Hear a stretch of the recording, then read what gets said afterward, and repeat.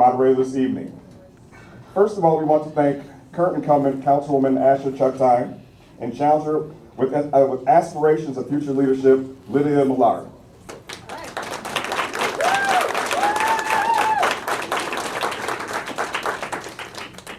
Ward 10 had a moderate voter turnout with 6,316 votes. Current incumbent secured 3,828 first choice ballots. A ward known for beautiful lakes like Minneapolis and landmarks like Lagoon Theater, now with recent closures and multiple small businesses and crime in the area, has brought uncertainty with nightlife and hospitality. A ward that has a multicultural community varying in needs and concerns. Constituents have gathered here tonight with questions, curiosity, and feedback. Our candidates tonight are showing tremendous courage and willingness to take on the pressing questions. We're asking that everyone give their candidates respect.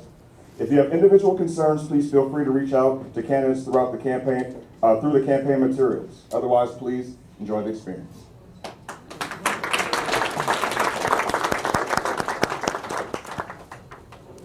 So, I just want to give both our candidates just a moment to, actually 2 minutes to just give a brief oversight of who they are first and foremost, and small introductions. Chucktine.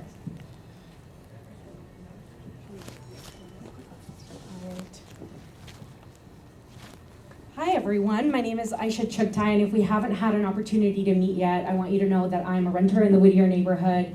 I come to local government through the labor and immigrants' rights movements, and I'm the eldest daughter to a Muslim immigrant family. For the last 3.5 years, I've had the privilege of representing Ward 10 on the Minneapolis City Council. And prior to that, I spent my career working shoulder to shoulder with working class people, because I believe that those who are most impacted by our decisions have to be at the center of decision making.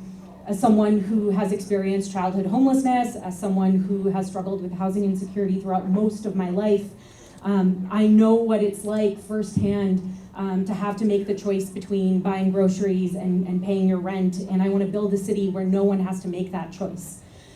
I'm running for re-election to my 3rd term on the City Council because I believe that local government is the first line of service and the last line of defense for our community. And that's even more important now with a hostile federal government that is targeting our city and our community. That's why in my 3.5 years on the City Council, I've worked to protect renters and expand renters' rights, expand our public safety ecosystem, address homelessness through a housing first approach and a public health lens, build resilience to climate change block by block, and ensure our infrastructure, which is built for the next 100 years, is prioritizing multimodal transportation options. Thank you all for being here and for being engaged in our local elections this year.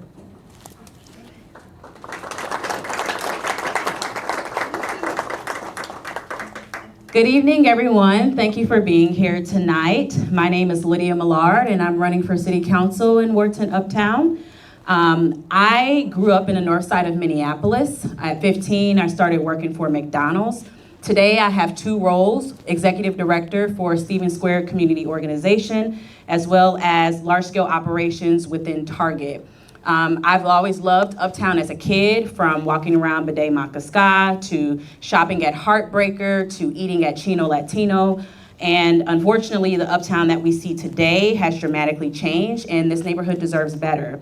So I'm running as your City Council representative because I am adamant about bringing back the vibrancy and livability of this ward by focusing on 3 things.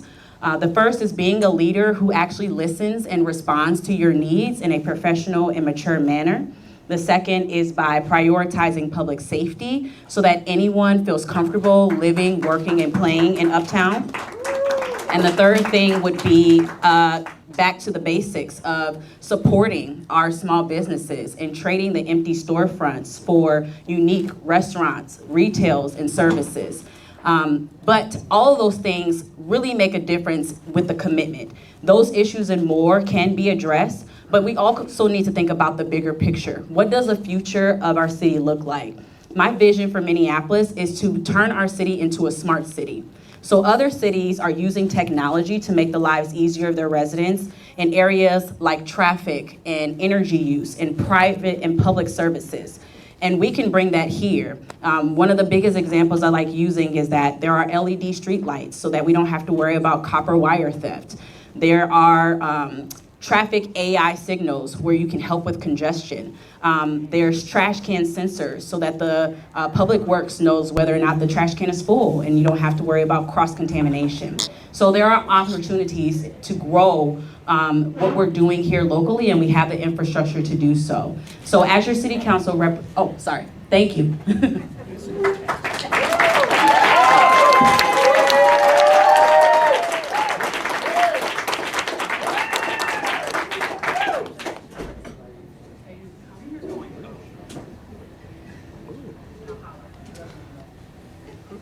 So, as we get into this forum, first of all, I just want to say I do appreciate the detailedness and the thoughtfulness in regards to the questions. It seems like there's a lot of varying concerns within your ward, and we're going to get right into this the question and Q&A session.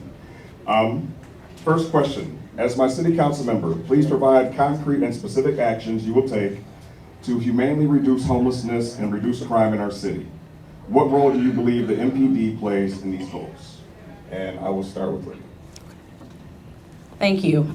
So to answer that question, homelessness really impacts our area mainly because we have just been playing whack-a-mole. We are scraping the area, bulldozing the area, taking up all of the belongings, and we're just displacing them to another area. And that is not solving the root cause. The root cause of homelessness is mainly mental health issues and substance abuse issues, as well as a lack in job training and skills. And so we need to get back to the foundations. Our partnership with the county is very important. It's very critical because the county is the resource that has the budget and has the resources to be able to handle the homelessness approach. MPD plays a role because they are the first on the scene, usually for the encampment issues, because there's a lot of prostitution happening, drug use, as well as illegal activity going on in these encampments. And so the MPD is a very vital role to be able to not only help assist, but we also need to give them the tools that they need to be successful. And so that partnership also ties back into the county. How are we making sure that MPD also plays a role within the county, and how can we bridge that gap that we're seeing currently is not an option? I believe that we have to address homelessness and unsheltered homelessness in our community through a public health lens and a housing first approach. Those are the proven models, not just in our community, but in communities across the country, in meaningfully reducing homelessness and permanently moving people into stability, into housing, and success in people's lives. You know, I agree that in Minneapolis for far too long now, we have our administration, our mayor's administration has approached homelessness through a whack-a-mole approach, and it's doing nothing to actually reduce homelessness. It is just moving the problem from one block to another. Some things that I've had the opportunity to work on are, you know, addressing homelessness by first gathering good data on what it is that we're doing right now, the resources that we're spending, whether the things that we're doing are effective, because we know from our experiences that they're not. And that's been a critical part of really seeing the places where the city government is duplicating efforts that exist at the state or county level. I think permanently or addressing, investing in solutions like the successful housing vouchers program, which started out as a pilot program in early COVID, and this year is going to permanently house 50 individuals and 50 families who are currently experiencing unsheltered homelessness into housing with supportive wraparound services.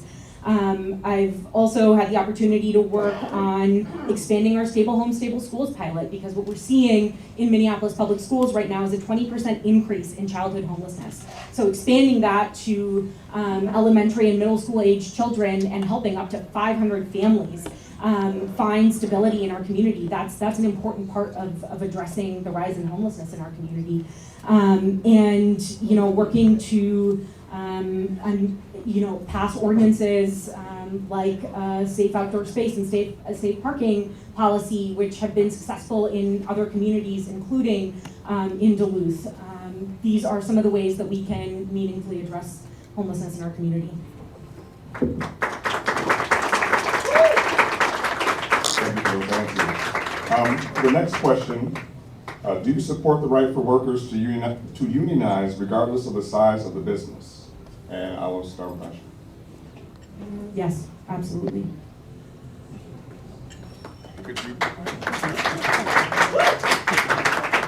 Could you go into a little bit more detail on how you're supporting that?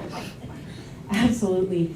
Yes, I support the right of all workers to form a union regardless of the size of their workplace. Workers are the experts in their working conditions and must have an equal seat at the table in determining those. I am a former union member. I used to belong to the Campaign Workers Guild, the Newspaper Guild, and I was a steel worker. And I have authored policies like the Minneapolis Labor Standards Board to ensure that both workers and employees have an equal seat at the table in building and policies that affect workplace conditions. Yes, I would also support the labor's workers' right to unionize. And the main reason is I also used to be a union employee. I worked for UPS. That was actually my first introduction to a union. So I know the importance of make sure that people are paid adequately. Health insurance is covered. Discrimination is actually held accountable, as well as any type of recourse for training is also available for people to be able to move up. Coming from someone like myself, there was a lot of opportunities, but those opportunities weren't always spread across. And so I would love to see workers being able to collaborate with one another, but then also be that bridge to be able to have that relationship with the employer so that is actually mutual. Right now, there's a lot of scrutiny sometimes around the labor's union. We'll think about Kim's restaurant, right? Where they unionized, but then the restaurant ended up closing. So how do we create that bridge where if the workers decide to unionize, that we are working together to have a common goal so that we are not prioritizing one over the other, because both need each other to be successful.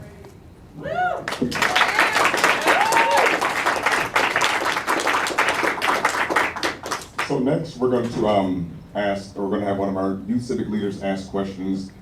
Just a little bit about our youth civic leaders and Black Political Action. One thing that we love to do with our youth is empower them. The purpose of this is to create some very strong leaders in the civic engagement and social justice avenues. And how we're able to do that is with the support that we garner from our community. So just keeping that in mind.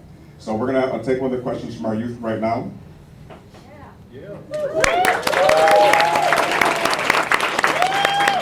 Hi everyone, I'm Nevaeh Reeves with Youth Civic Leaders, and coming from a younger perspective, I just wanted to ask, what plans do you have to increase youth civic engagement and voter turnout in our community?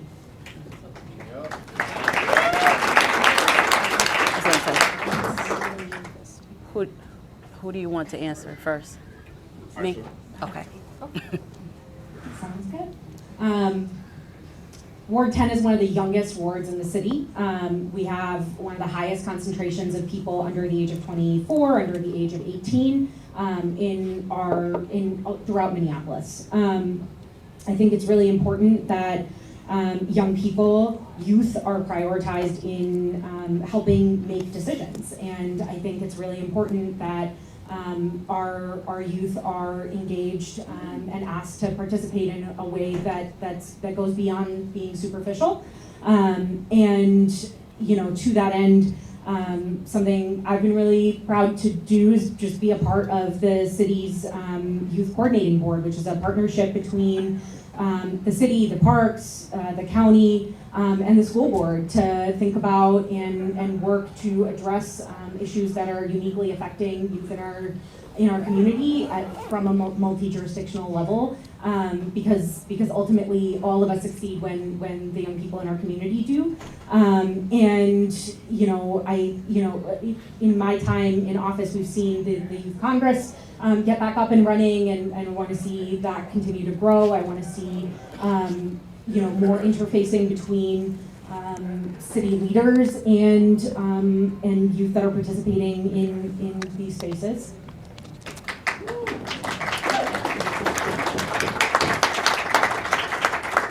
That was a great question, by the way, and thank you for your courage for standing up and asking it.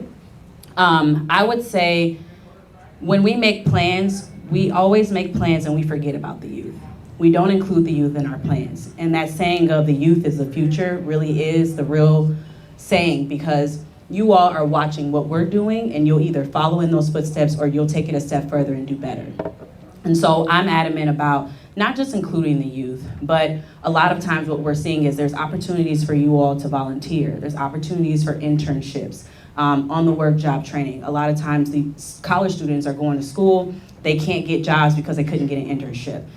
Or they're graduating and they don't have an opportunity for a career because that field is saturated. So what can we do to be able to provide programs? And a lot of times when we're looking at programming, we don't think about civic engagement with the youth with programming. Some of the programming that we have been successful with is like after school activities and summer programs.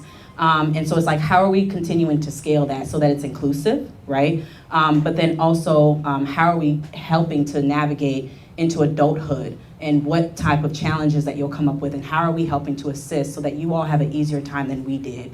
And so I think that is very important for you all to not just be involved, but for you to really understand what's happening and to have good mentors who can be able to show you the ropes and be able to challenge you, but then also be able to give you advice, and then also create opportunities for you all to be involved that you can later use on a resume.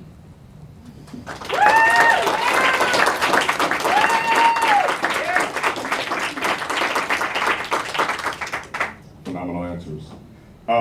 As my city council member, what concrete action will you take, and be specific, to improve the Lynn Lake and Hennepin Lake business nods? Nodes. Let me answer first. Okay. This is my favorite question. One of my favorite questions. Right now, the climate of our businesses is hanging on by a thread. And we have got to prioritize our businesses again, not just from a financial aspect, but just a community aspect. How are we in the neighborhood actually making it an intentional movement to support the businesses that are in our neighborhood? Even through construction, even through COVID, even through civil unrest, how are we supporting them?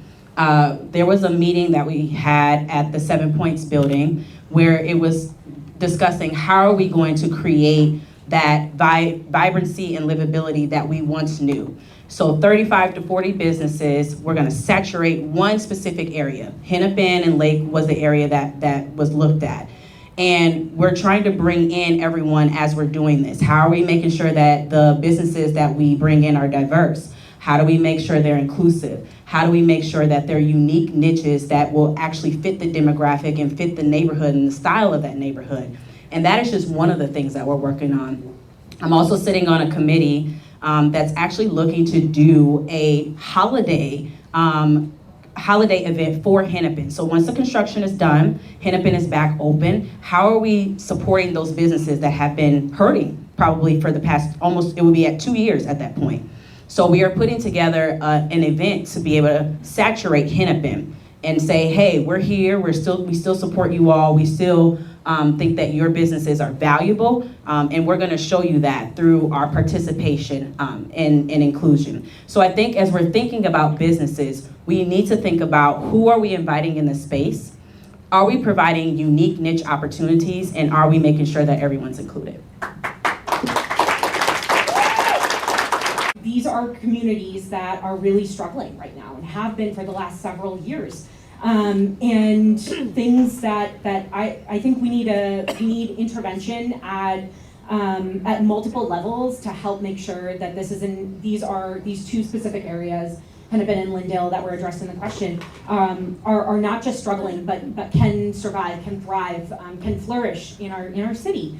And some initiatives that I've been proud to lead on to help make that reconstruction projects. Because we hope as a community that businesses will survive reconstruction and live to see the benefits of a generational investment that is reconstruction, that is a new street. But we don't do anything to help them actually live to see those types of benefits. And another thing that we were able to work on is funding a Latino cultural district hub in the Uptown area, and make sure that there is a future for the YWCA at the Rise Up Center, which just closed.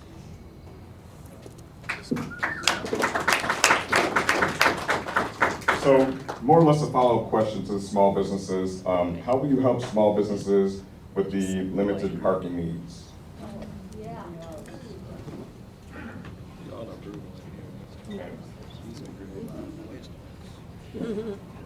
All businesses need people in order to be able to survive. They need customers and patrons to be able to survive. And there's many ways for us to help make sure that that's prioritized.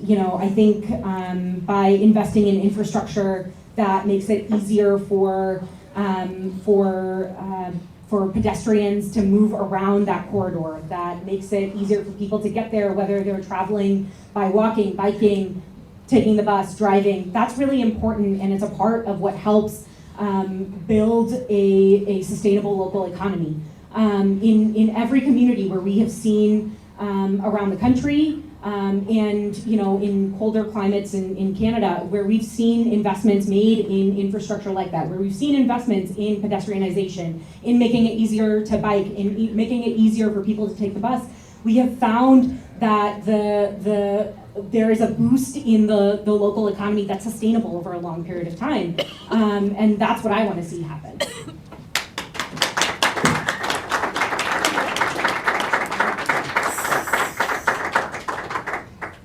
Okay, I'll actually answer the question.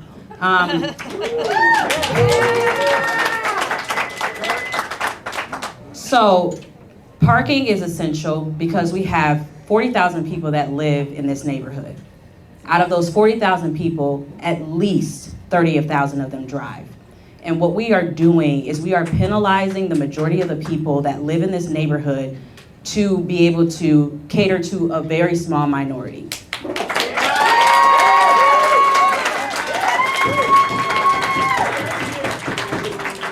If we want people in this neighborhood to support the businesses, if we want people outside of this neighborhood to come and support the businesses, the people coming outside the neighborhood aren't walking. They're not taking the bus and they're not biking. They're 9 times out of 10 driving. And when they are driving, they need to have a place to actually go to park, to visit that business and support that business.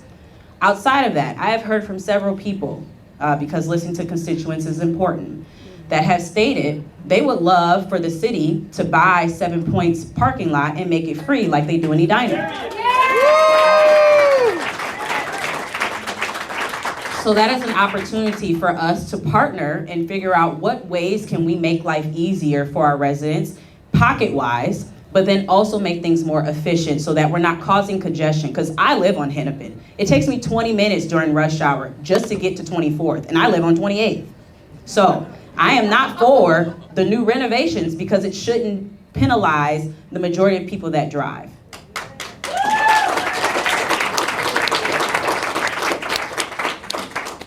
We're going to take another question from one of our youth civic leaders, and I will go with Lydia on the response first.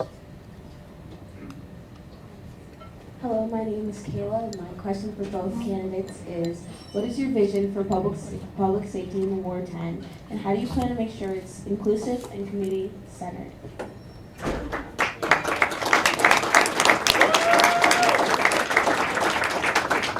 Thank you for that question. Thank you for asking the question. That was brave. So my vision for public safety is a comprehensive one. There is not a one-size-fits-all approach when it comes to our public safety issues because we literally have so many fires to put out all at the same time. So my vision is to work with MPD to make sure that we have enough officers for our charter.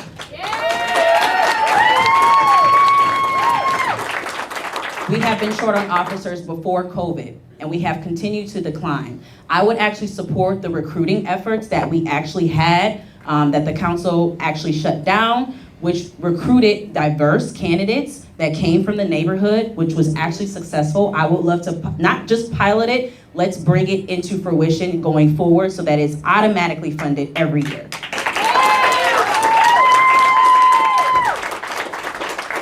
I would love for the youth to become more involved in public service. I would love for you all to see yourselves as a part of that. Changing the narrative means sometimes you have to be the person that changes the narrative, which means you have to get involved. It doesn't matter if you're a BCA, it doesn't matter if you're an officer, it doesn't matter if you're a violence interrupter. All of those representations are important, and people see themselves in you, and your community is a reflection of you, and you all know your community better than anyone else. And so you all getting involved is very vital and very important because, as I stated earlier, you all are the future. Also, when it comes to public safety, there are other public safety stakeholders that we need to work with. We also need to be able to maintain those relationships and have respect for those public safety officers and public safety stakeholders as well. We're not getting anything done fighting and having a lot of tension and bickering. We need to make sure that we're creating a plan that's not just for Ward 10, because the issues that are in Ward 10 aren't just in Ward 10. Our issues affect Ward 7, which affect Ward 6, which affect Ward 8. So we need to create a comprehensive plan about how to tackle public safety as a whole and make sure that all the right safety key stakeholders are at the table.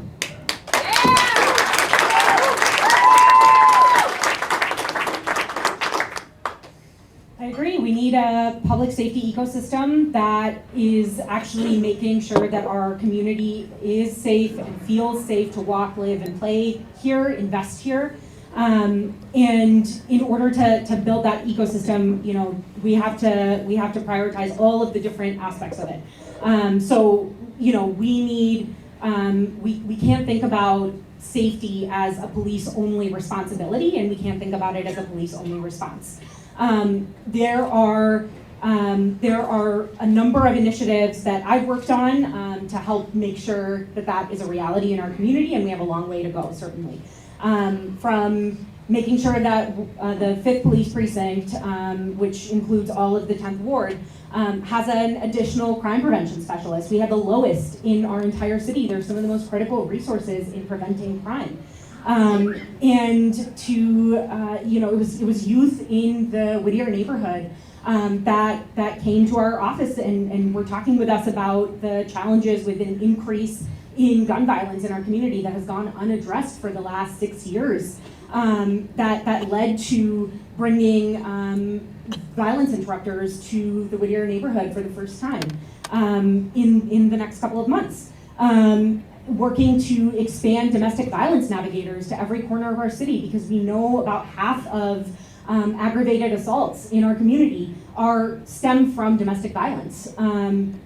Expanding our civilian investigators so that we can make sure that the sworn law enforcement officers, police officers that we have in Minneapolis can focus on active patrol rather than struggling to keep up with investigations that has then led to this tremendous backlog in unsolved cases.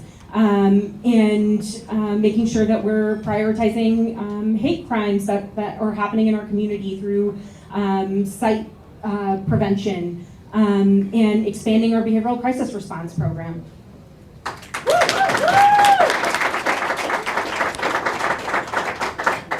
Thank you. We'll lighten up the questions a teeny bit. Please outline your plan on how you plan to communicate with your constituents and engage your base. Aisha. One of the beautiful things about the way that our society has shifted is all of the different ways that people have of being able to get a hold of our elected leaders and of each other. So, you know, the things that are really important to me are making sure that our office continues to meet with every neighborhood association in Ward 10 on a bi-weekly basis. That's something I've done since I started as a council member, making sure that we are meeting or sending out regular newsletter updates and encouraging people to receive updates in that way. You know, using tools like social media, holding in community events that are specific to different issue areas that are coming up at the city. These are all really important ways of proactively engaging with residents, and then making sure that when we have residents who are contacting our office, especially with sensitive casework related issues, that we're finding the answer to their question, we're putting them in touch with the appropriate agency, we're helping find solutions to their problems. That has continued to be a priority for me, and will be if I'm reelected.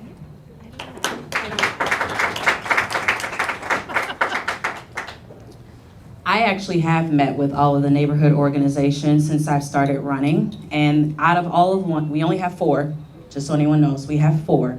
Out of the 4 that I have been to, only one of them has stated that our current council person has been there in the past year and a half.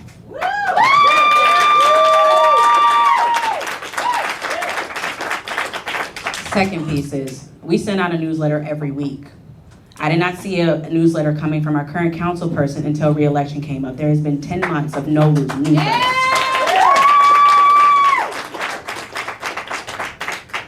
Third, community events. Haven't been invited to one. Don't even know if one has happened this year. We have had community events that majority of these people in this room have been at least once. And so we will continue to do that, but we would do it bigger and we would do it better. These type of venue spaces need to have the support, and we can do that by making sure community events are held in places like this to keep these businesses going. The third thing is when you actually reach out to me, I do respond.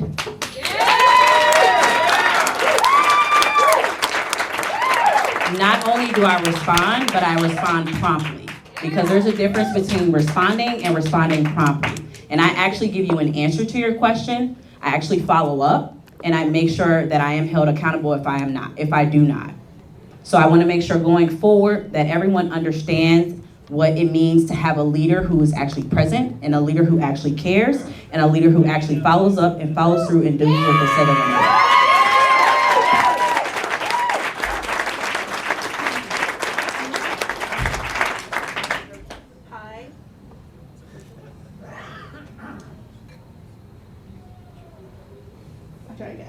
Hi, my name is Kane Swan Cochran. I'm a part of Youth Civic Leaders. And my question is, how will you ensure young people have a seat at the table when decisions are being made in our ward?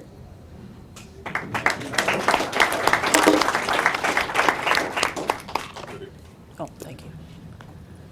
Thank you for that question. Thank you for asking the question. The main thing that I would love to see is how can we create opportunities, as I mentioned earlier, for internships, as well as opportunities for volunteering. I think when you're under 18, volunteering is super important and it's super vital. There's so many things that you can learn from just being in the room. There's so many things that you can learn from just small tasks. There's so many things that you can learn from others who are mentoring you. And so I would love to be able to provide options for mentorship, internships, and then as well as job placement when we have the funds and the opportunity to be able to create space for that. So I would love to see youth engaged in that piece. The other thing that I want to see from youth is, how are you bringing your friends? How are you telling everyone else that getting involved and participating is important? And so, yes, we want to be a resource for you, but you also have to be a resource for us as well, and bring those people along that don't maybe understand the importance or may not see it as vital.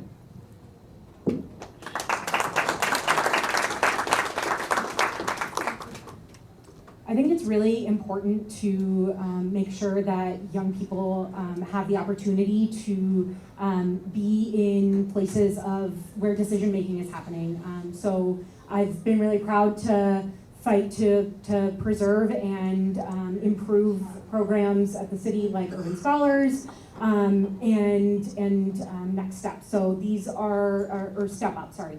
And these are programs that pay young people a living wage and bring them into the city to come and see what it might be like to explore a career at the city and receive mentorship and build lifelong connections that results in so many young people that come through those programs finding permanent jobs here at the city. I think making sure that we're meeting young people where they are is also a really important piece of the puzzle. So, I regularly visit both of the schools that are in the 10th Ward just to be listening directly to our youngest residents and hearing what they're struggling with at a day-to-day level and ways that we can partner to improve those challenges.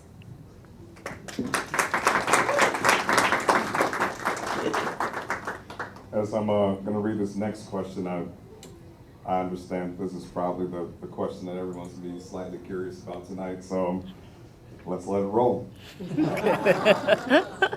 elected, how will you work with the mayor and his administration, even if you disagree with his or her leadership / policy? Okay, thank you. Okay, this is a loaded question, so thank you for it. My role within Target requires me to work with a lot of individual contributors to bring a plan from start to finish. And in order to do that, that means that everyone has to be on board. And once we get a plan, we have to bring that plan to our senior leaders. And the senior leaders can say yes or no to whether or not that plan is going to work. I've worked on a project for 3 months, got all my data, my PowerPoint looks great, and I go in front of these senior leaders and they're like, that looks great, but no. And so all of my work, I could take it as an ego hit. I could say I did all of this work and you don't want to approve my project. Or I could say, what could I have done better? What do you need in order for this project to be successful? How can we take a step back and reassess? And what I'm not seeing currently right now with the relationship with the mayor is that we're not taking that step back to reassess. We're not figuring out what do we need to do to be able to move forward.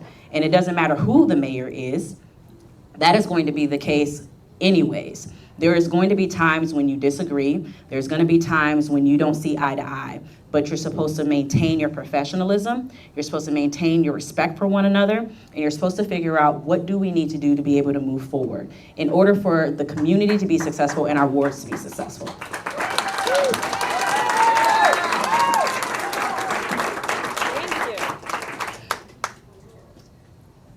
I think it's no secret that there are disagreements that exist between me and our current mayor. I think that perhaps might be the root of the question that's being asked here. But every single day, I've been doing this job now for almost 3.5 years. Every single day I work with someone in the mayor's administration to solve an issue that's facing the residents that live in our city. That's how we get anything done. And in some of the toughest moments that we've had, day to day, it's mostly working with people within the mayor's administration. But in some of those big, tough, challenging moments, it is the electeds in the room trying to work together to figure it out, trying to work through disagreement and try to hear one another. I'm really proud to always prioritize, giving the mayor a heads up about something I'm doing that he may disagree with, he may not like. I'm really proud to always open the door and leave it open for compromise, for negotiation, for finding a common ground. A couple of examples I'll give you. When I was in my first year in office, when the Supreme Court overturned Roe v. Wade, and we were seeing this uptick in people from all around the country coming to Minneapolis, coming to Minnesota to seek abortion care. I got to work with the mayor directly on making sure that we put some money in our budget. It was a small amount of money, but it was really important to expanding abortion access in our community. Another example I'll give you, when we were negotiating the budget in the 11th hour in December this past year, it was no secret. There were a lot of disagreements in the room. The temperatures were running really high. But, at 11 o'clock at night, at 12 o'clock at night, my office sat there and said, okay, let's find a way. Let's try to find something we can agree on. Let's give a little on both sides so we can do something that's good for the vast majority of our residents.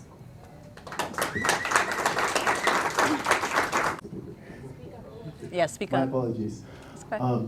What is something you've done in your first term that directly impacts youth? As in, like, something that you've done to reach to the youth or really, get it rolling?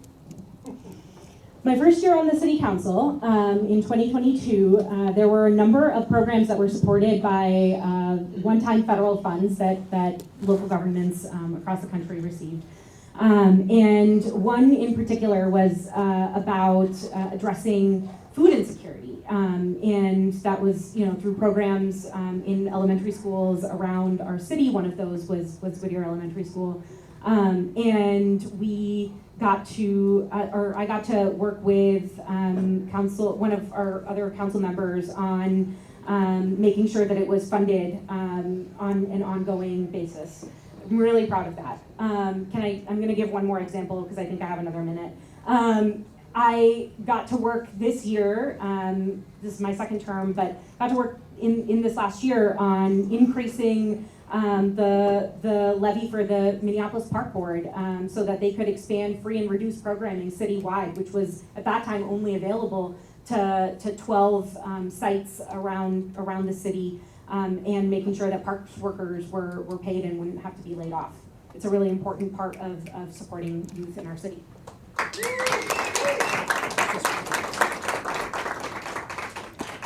Oh, he said the question. Sorry, he said the question was directed towards Aisha, so I. Yeah, oh. 'cause- They have other questions. Okay, I'll wait a second. Okay.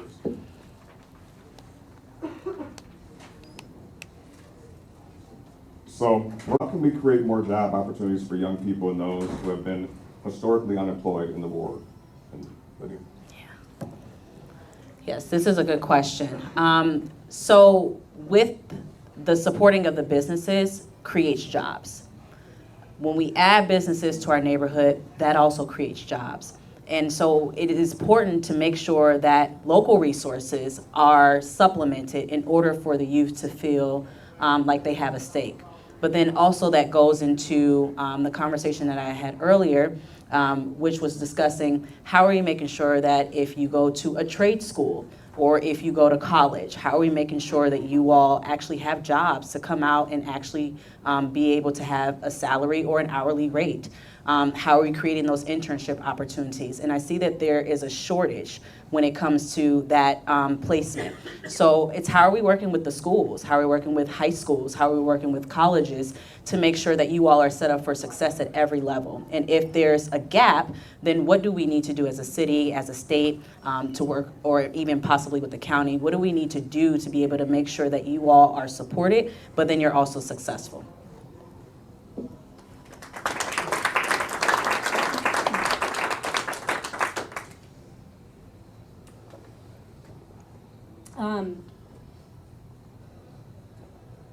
Specifically to a program that is important in helping youth find jobs within our community. I think the Urban Scholars Program, which I talked about earlier, is an important piece of the puzzle here, and it's important in helping the city recruit and retain a high quality local workforce.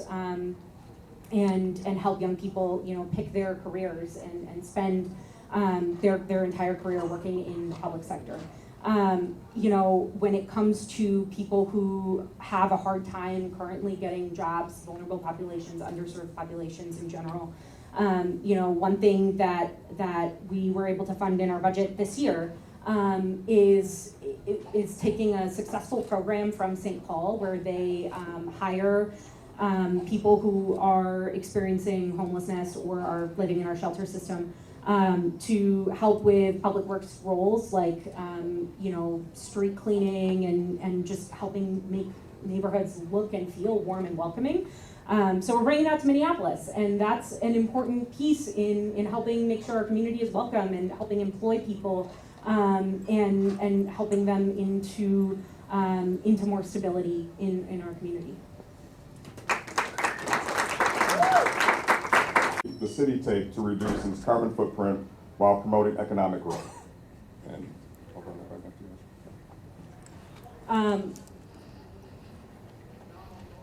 you. I'm really proud of my work on this issue at City Hall. I represent the city as a member to the Clean Energy Partnership, which is a space that was created a little over 10 years ago now to help for the city and our two energy utility companies, Excel and CenterPoint, to work together on reducing the city's carbon footprint. And through that, we've been able to pilot programs like helping those in the commercial and industrial sector and like all of Minneapolis public schools identify ways to reduce their carbon footprint, and that type of tune-up costs a lot of money, and the city was able to, the city and CenterPoint were able to work together to pay for the entire cost of that. There is, you know, I'm really proud of being the lead author on increasing our franchise fees, particularly to the largest polluters of carbon emissions, to increase fees on them so that we can pay for what's called the Climate Legacy Initiative, which is building resilience in our community at the block by block level, whether that's in expanding EV infrastructure or you know, helping weatherize rental properties,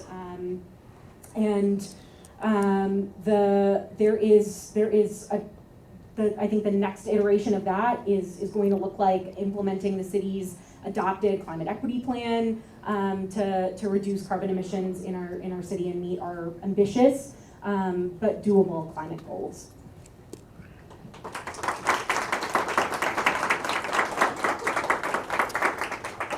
So reducing our carbon footprint is very critical.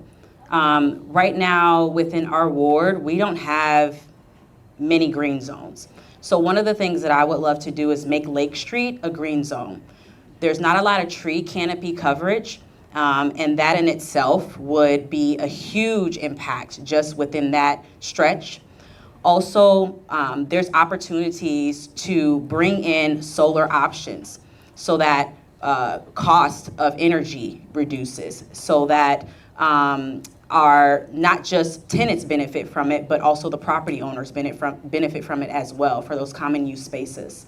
I would also love to be able to bring in training programs for green initiatives for the youth to be involved in, as well as early adulthood, to be able to not only say I want to bring in a smart city, but how are we going to supplement that? Who is going to supplement that? We need data centers, right? I would love to be able to create a data center to hold all of that information right here in the ward. It doesn't have to be big like Brooklyn Park, who just purchased 20 acres to be able to create a data space. We can create a data space right here in the neighborhood and employ people to be able to run that data space. Also, as far as sustainability and growth, I would love to see how we are incorporating more aspects of green within our buildings.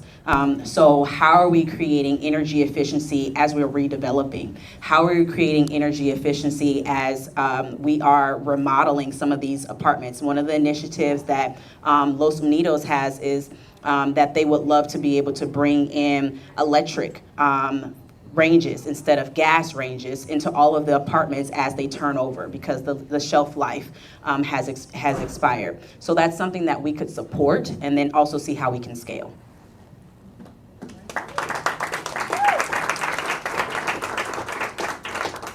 Absolutely great answers. We appreciate you. The council last year, why or why not? Okay. Thank you for that question. For the Labor Standards Board, no, I do not support. And the reason why I do not support is because we have something already called a Work Advisory Board, which is the same thing. And so being in an operations mindset, my first thought is, why are we reinventing the wheel when we already have a program that exists?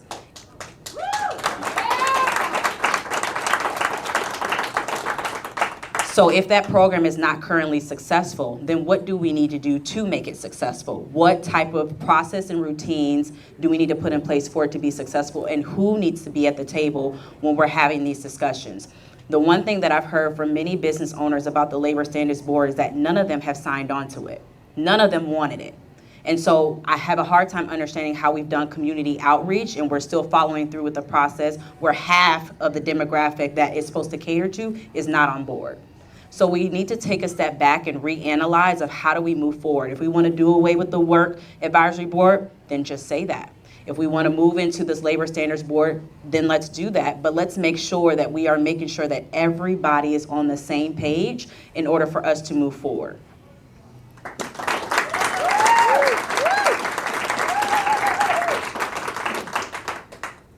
Yes, I support a labor standards board. I was the lead author of this legislation from the council last year.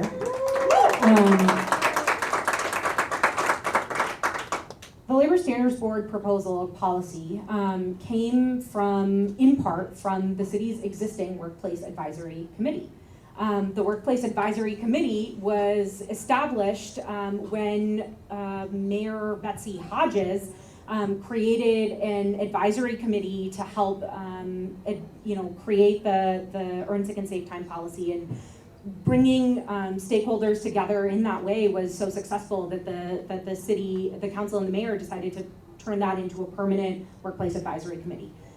We had members of the existing workplace advisory committee come to us and talk to us about ways to improve on that model for this next iteration, which is how Labor Standards Board came to exist. And it's at its core, it is about bringing workers, employers, and community representatives together, and to all have an equal voice in shaping workplace policy. That's not a radical idea. That's not an unheard of idea. That actually helps us make our policy, our workplace policy, stronger, and it's why I support it so strongly.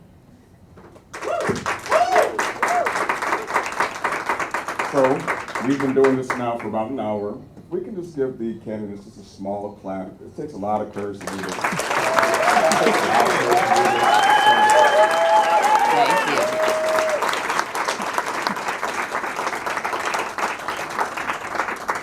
So, next question is very specific. It's from our president of Black Political Action. Black businesses in George Floyd Square are having a hard time understanding why a pedestrian mall is necessary when it displaces the black businesses that are already there. Do you believe black business communities have the right to manage their own commerce? If so, what will you do to better help that process? Yes, I think that means that we, as a city, need to invest in the 38th Street Thrive plan, which is a small area plan that was created by the business and resident community within the George Floyd Square area. And a pedestrian mall being an element of the 38th and Chicago intersection, I think is a really important part of making sure that we are commemorating the history that exists at that intersection. And communities around the country have built monuments, built things like this to make sure that generations to come understand the history of what happened here in 2020, what has happened in this community for generations. We're moving forward on 38th and Chicago on the 38th Street reconstruction project. We're working to figure out the findings that need to be a part of designating any part of that intersection as a pedestrian mall. In the interim, we're also investing in neighborhood traffic calming and increasing investment in small business technical assistance programs to help support the community that exists there and should for generations to come.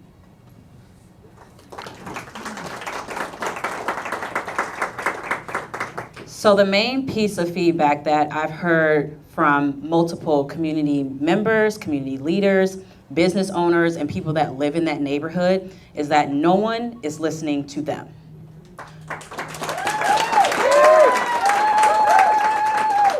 This is not the council's responsibility. It is that ward, council's responsibility. We have turned this into a political entertainment show business. And we have completely diverted away from the real impact that that issue had on this neighborhood, on this city, and on this state. We became a nationwide headline. A nationwide headline for something tragic happening in our community. The least that we can do is give the Black business owners who live in that area the decency, the respect of following the wishes that they have, which is a flexible, open plan. The flexible open plan would allow for the D line, which is the #1 used Metro Transit bus line, to actually be able to flow. It would allow for the business owners to actually have a memorial that looks like a real memorial. We need to put that money that we've spent so many hours getting information for, and we still have no resolution 5 years later. What are we doing? So much of our taxpayer dollars have went to this issue, and there is no solution. And we are still fighting. The same people who have been there before us will still be there after us about what they want or what they need. You're not inclined to tell them that. You are inclined to listen to them. You are inclined to apply what they have asked for. And then you are inclined to be able to make sure that going forward, there's no more issues. But we have taken them out of the equation, and we have made it our own individual agenda, and it is not right, and we cannot continue like this.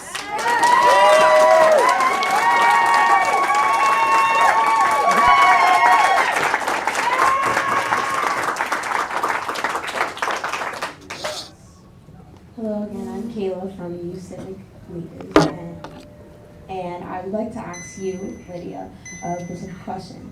What are 3 specific things you do differently from the current leadership in Ward 10 that would benefit you?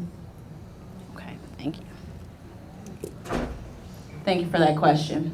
So 3 specific things that I would do differently in Ward 10 that our current council person. The first thing is I am here, I am present, I am available. You will be able to get in contact with me. I will show up to your events. I will show up for your backyard barbecues. I don't care what it is. Just invite me. I am available. I love this community. I love my neighborhood, and I want to be a part of it. And so I would love to be able to be present and be available. That's the first thing. The second thing is, the biggest thing that differs us is I actually support MPD. I do think that we need MPD in order for our neighborhood to actually feel safe. We need police to be able to feel safe.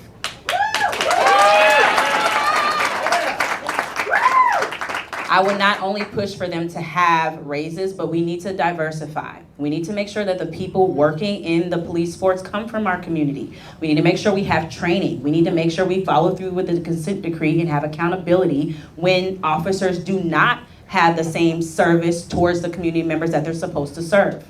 We need to make sure that there's recourse and there's action. We don't defund the police or abolish the police, we hold them accountable.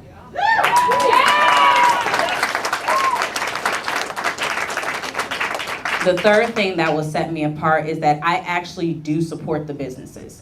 There have been 53 businesses that have closed in this neighborhood since the current council has been in office, which tells me they lack the ability to understand businesses. They lack the ability to understand how to create jobs. They lack the ability to understand exactly what an ecosystem is and what a neighborhood needs to be able to thrive. I have experience with all of those things, and not only do I have experience, but I am willing to learn what I don't know in order for this neighborhood to be successful.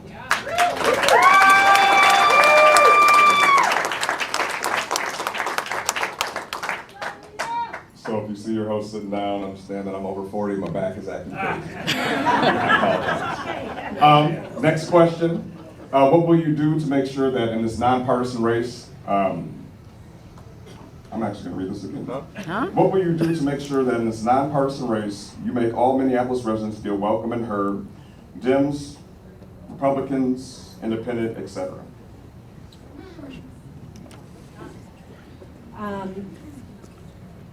I think it's an incredible thing that we have nonpartisan races for local office. Local issues extend beyond partisanship, and I think that is really an important part of why our city is able to deliver critical frontline services. I want to make sure that we are reaching out to every person that lives in this community, inviting them into participating, even when we have disagreements. I think that's an important part of existing in a healthy and functioning democracy. And throughout this campaign, as I have in my previous two, I'm excited to continue that work.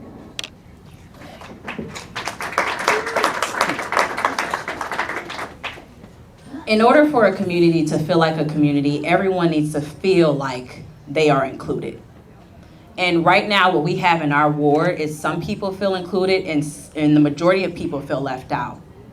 And my biggest strength is that I am a people person and that I actually want to understand how we create community better together, because it's not something that I can do on my own.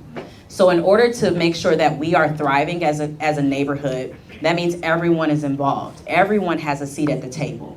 And that means even if you don't agree with me, even if you don't follow me or support me currently, I still have your best interests, even if that's the case.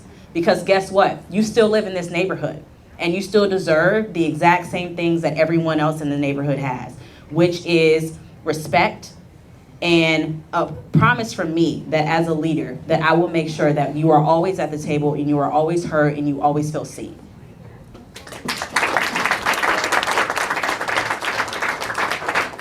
How do you plan to address gentrification and its impact on long-standing community members, especially families of color? And I'll start with Lydia. All right. Thank you for that question. So gentrification is something that really impacts our community, mainly because we are usually the first people displaced out. The rents rise, we're not able to pay that. The demographic changes because high-rise buildings come into play. Very high-end restaurants and retails come into the neighborhood, and so therefore we can't afford to stay in the same neighborhood that we live in. And it's a huge disservice because everyone in the community has something to offer. But what we need to think about is, if that's the direction we want to move in, how are we being included at the table? There are developers who are Black and brown owned. How are we keeping them inclusive in this process? There are businesses that are Black and brown owned. How are we giving them that space? There are opportunities to be able to own property. There are opportunities to be able to remodel property. How are we including them as we're going along? There's nothing wrong with updating a neighborhood, but if you don't include the people in the neighborhood to be a part of that process, then it looks like you're catering to one demographic, which is unfair.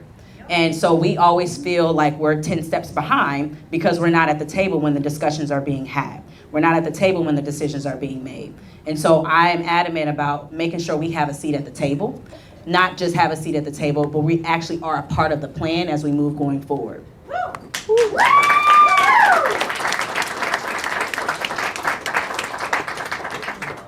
Every day it feels like more and more people in our community can't afford to live here and are being priced out and pushed out of our neighborhood, and that's not fair. Things that I want to continue to support and be a champion for, include investments in the city's Affordable Housing Trust Fund, which helps subsidize building new affordable housing units. That has been a critical part of building affordable housing projects here in Ward 10 on West Lake Street. This year we brought back a program that used to exist that helped keep seniors in their homes. And it's an assistance program that helps with code abatement, which is one of the largest contributors to people not being able to age in place and in dignity in their homes. The rental relocation assistance is something I have been really proud to champion, which helps tenants relocate through being provided 3 months worth of rent when their when they're displaced from their housing because their property had some sort of significant issue. So an example of this is apartments in our city where there was a pipe burst around Christmas, and And everyone who lived in that building had to be relocated. And all of them received 3 months worth of rent so that they would be able to find their next home and continue to be a part of our community. Policies like tenant opportunity to purchase and community opportunity to purchase. You know, like one of those we were able to bring forward, the Affordable Housing Preservation Ordinance is about helping community organizations and nonprofits be able to purchase naturally occurring affordable housing, which is declining at a rapid rate in our community.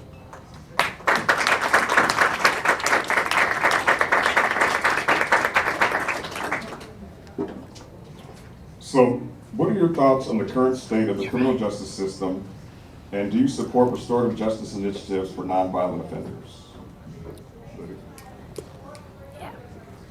Thank you for that question. So I think the biggest demographic that we leave out of our society are those who have a record. And I think that the reentry programs are great, but they're very limited.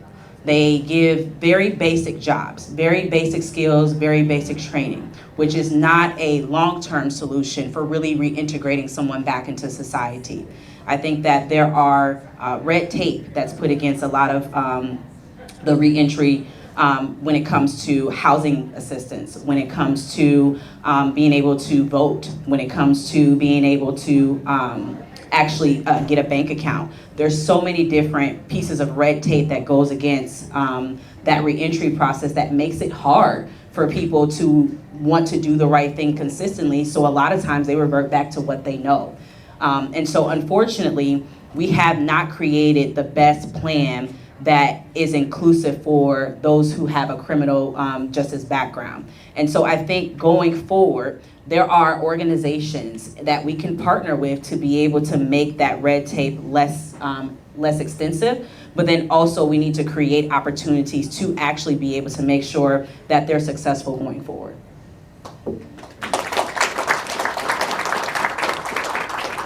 I think our criminal justice system has disproportionately harms marginalized people in our community, whether that's people who are Black, Indigenous, and people of color, whether that's LGBTQ people, LGBTQ youth, immigrants in our community. And I think our criminal justice system also harms survivors who are not able to have to experience restorative justice, to be able to have the issue that they, the crime that they were a victim of actually be addressed. And I think that's harmful to our broader community.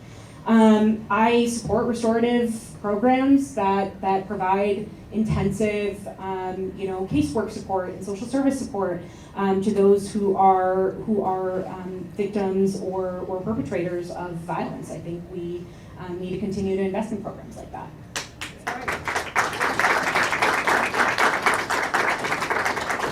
Is would you support creating a youth commission in Minneapolis, such as St. Paul's Youth Commission? Go ahead. Yes, absolutely. I think one way that we can do something like this is by revamping our existing Minneapolis Youth Congress and our existing Minneapolis Youth Coordinating Board. These are, two places that exist right now that could function similar to Minneapolis Youth Commission, but aren't really serving youth right now and aren't really engaging youth the way to their maximum capacity. And I think that working directly with youth in establishing something like this, and whether it looks like sunsetting the two programs or the two spaces that I listed already, or starting from scratch, and whatever that looks like, I'm really supportive of. I think it's really important that youth in our community are at the center of determining how they want to engage with their local government, and are brought along in that process and set up to actually help us improve our policy making.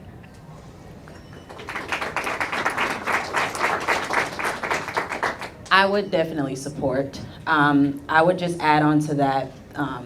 The reason why you have to ask that question is because it hasn't been a priority. And the reason why it hasn't been a priority is, once again, the youth are not involved in the plan. And so we spend a lot of time focusing on things that are not important within our city, that don't relate to the city. The things that we need to focus on have been on the back burner because we're so focused on what's happening externally that we don't have a lot of control over it. So the reason why you have to ask that question is because it hasn't been put on the table yet.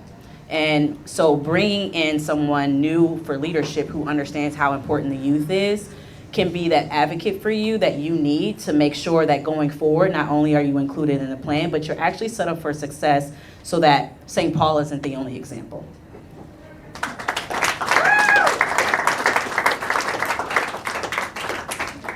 So, given that Ward 10 is a vast majority of renters, what policy ideas would you advance to help renters' households have more access to energy efficiency services that would help save on utility bills in a way that will also help meet Minneapolis Climate Equity Plan goals? And I can repeat the question.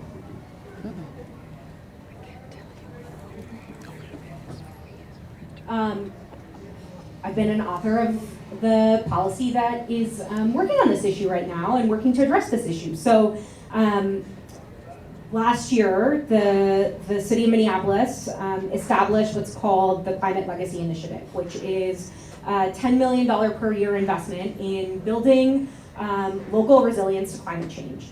That means investing in EV infrastructure in parts of our city. It means investing in mitigating heat islands in our green zones. It means prioritizing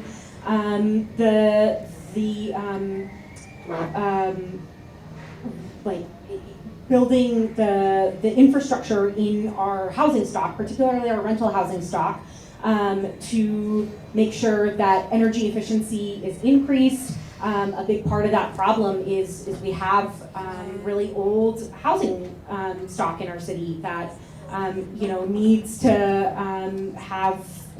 to be retrofitted, and that's a part of what the Climate Legacy Initiative works to fund. It's also working to establish the workforce needed to implement some of these programs. So if we want to be a leader in building a resilient city, we need a workforce that helps deliver on that, and so making sure that those jobs are high quality, high paying, union jobs is an incredibly important piece of the puzzle, and that they're prioritizing people who live in our community and want to give back and want to explore careers in the green economy. So this is how we make sure that all of our homes are resilient to climate change and reduce their energy usage.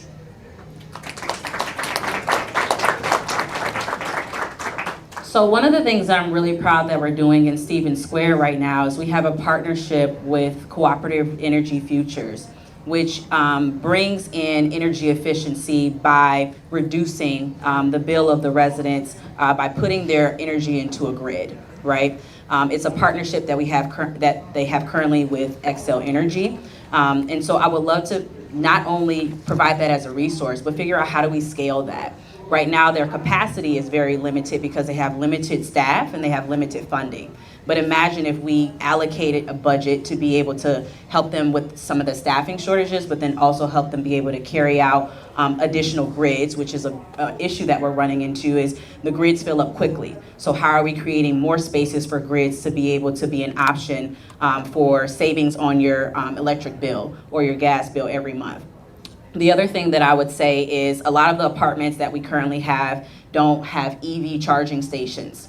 And so you want people to be more efficient. You want to give a tax credit for people to purchase electric vehicles, but then they have nowhere to charge them if they live in an apartment. So I would love to be able to figure out how do we put together a budget to be able to allocate for property owners to be able to update their underground parking or surface lot parking so that we can have more EV charging stations.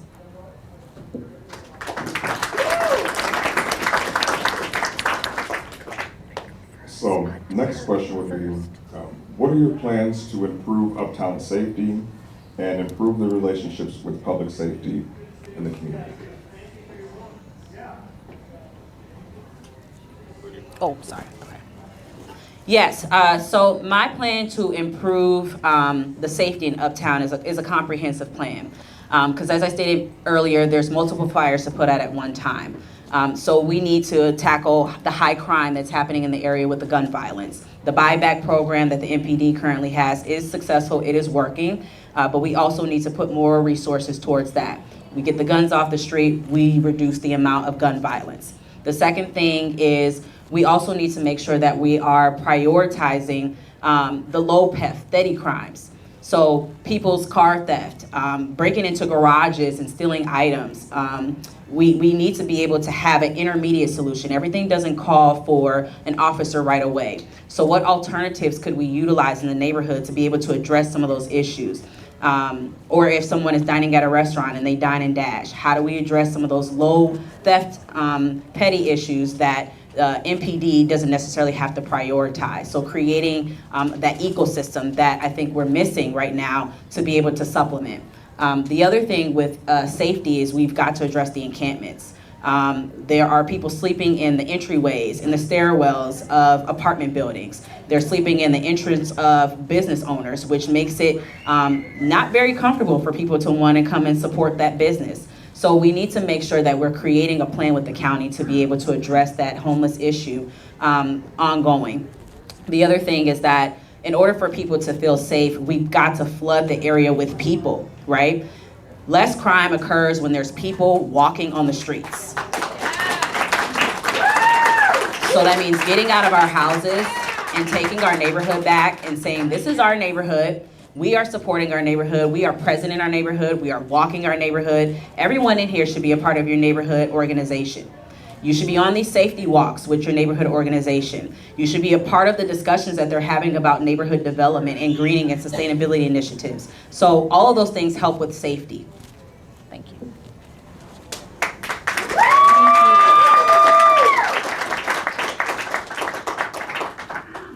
One of the people we have in the room tonight is former Ward 10 council member Meg Tuthill, and one of my favorite things that she says is eyes on the street. It's the key to more safety in our community, and you know it's why the Uptown Safety Ambassadors program, which our council funded and I fought for, is so important. It's about making Uptown feel more welcoming, for it to feel more safe, for there to be people that are prioritizing, like helping clean our Uptown corridor, helping navigate people from place to place, like exists in downtown and is incredibly successful. I think within our police department, we know today that about half of the calls that are responded to by the Minneapolis Police Department could go to a different alternative responder.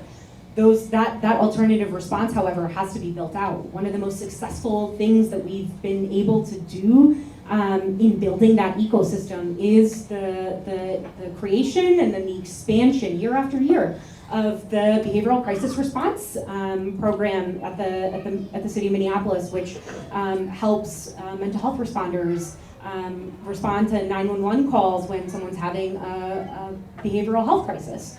And you know, we were able to, in my first year on the council, expand that citywide, and make sure that every police precinct also had a behavioral crisis response mechanism built in.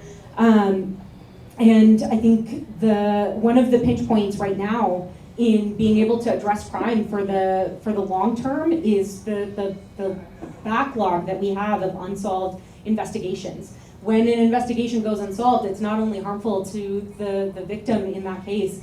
Oftentimes, we see the same people committing these offenses, and when we have to make sure that we're solving these cases so that we can effectively reduce crime.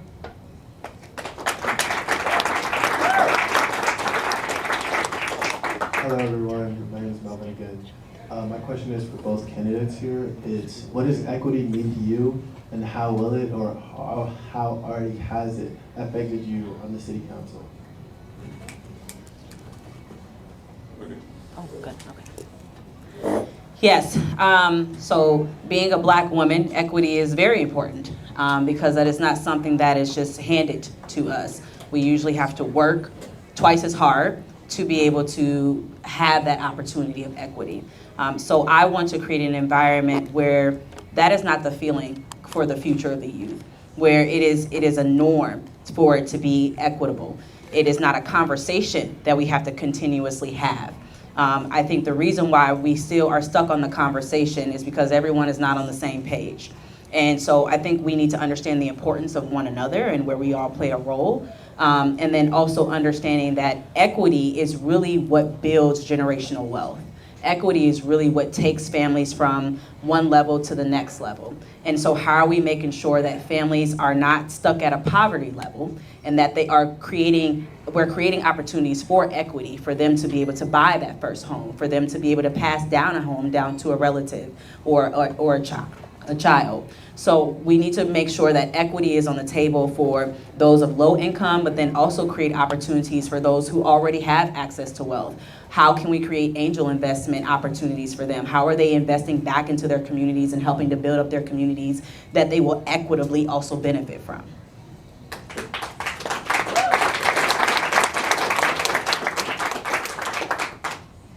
Equity to me is when people who have been historically left behind, marginalized, othered, experience a level playing field to everybody else in our society.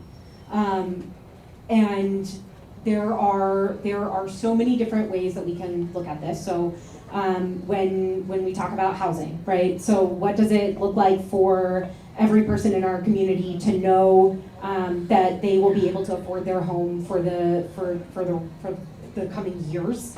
And how do we build our policy solutions to help those who are at risk of displacement or are struggling to keep up, are barely surviving, right? How do we help them catch up and be able to experience stability? And I think, equity has to be built into every single decision we make. Even the ones that seem mundane, like who gets to have a liquor license and not, and who gets to have who gets to be able to access the planning commission for a zoning issue they're dealing with on their property, and how are they treated? Are they treated fairly to someone who's incredibly experienced in that process? So I think it's an incredibly important thing to make sure that we're prioritizing equity in every piece of decision making that comes before us at the city, and building a city where everyone can survive and thrive.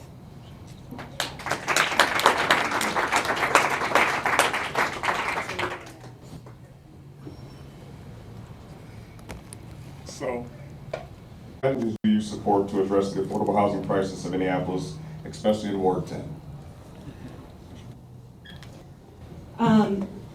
The vast majority of Ward 10 residents are renters, and I think the way that this community has become less and less affordable for people who've called it home for years, at times generations, is really heartbreaking. It's really unacceptable.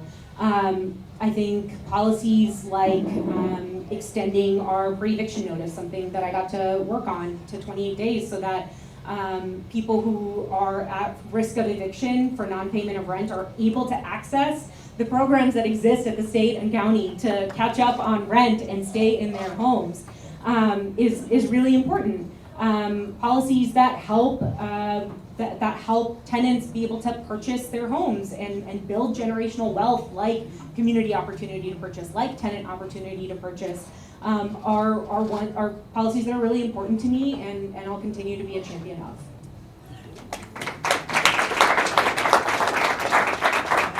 So I would say the housing support that we currently have with the service provider having $400 that comes from the state, and the property owner being able to pay for the other half, I think is very beneficial because it leverages another entity that doesn't put so much pressure on some of these service providers to be able to supplement.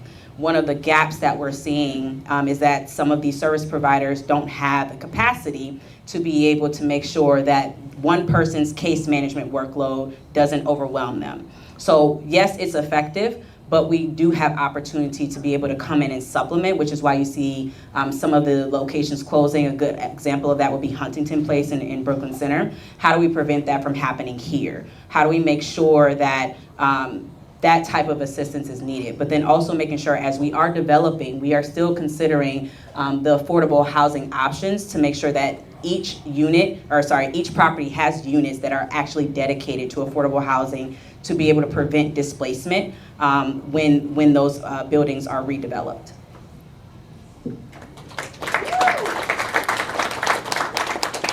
So as I told you earlier, we like to be people that are on time.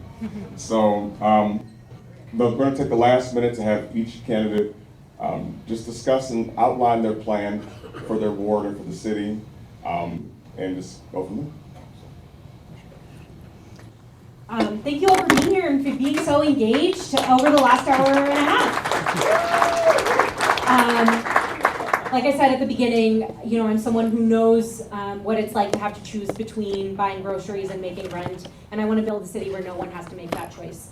That's the future I hope to be a part of building for Ward 10 and for every person that calls Minneapolis home. And I am so excited to have been invited to answer some questions here tonight, and would encourage you to continue to participate and continue to be a part of preserving our local democracy. Thank you all.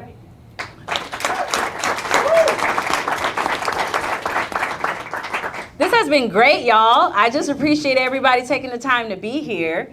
I do want to say that this ward deserves a new leader. This ward deserves a leader who understands the foundation, but they can also see past the foundation. This city has the chance to become one of the next biggest cities, and I truly believe that. We have the resources, we have bright-minded people here, we have the infrastructure. We have got to move past surface level conversations. We have got to start thinking forward and thinking about the future, because it's coming whether you want it or not. So we have to see where we are right now, but we also have to work together to see where we can be together in the future. And I believe I am that person that can be that representative for you to be able to move you forward in the future, and also making sure that we're doing it together. So I would love to be your city council representative next, and we will see exactly how the city can change when we have common sense leadership again.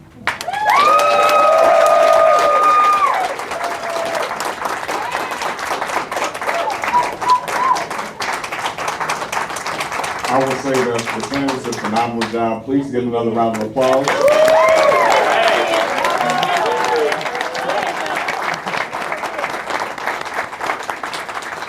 And everyone, it was an absolute blessing to have you today. Please follow all of our social medias. Oh, we got one more. Oh, yes. I actually want to, before I say goodbye, Tim Peterson did a phenomenal job providing and helping out as someone who's a part of VFW and a veteran. So thank you, Tim. Hey everybody, thank you for coming to visit us at our county boat. I am the Veteran Service Officer here at the Uptown VFW. We give tens of thousands of dollars to veterans that are in need every year, to community programs, sports teams. So make sure to eat and drink here as much as possible. We would love to have more community events. On top of that, don't forget to tip your servers. Thanks.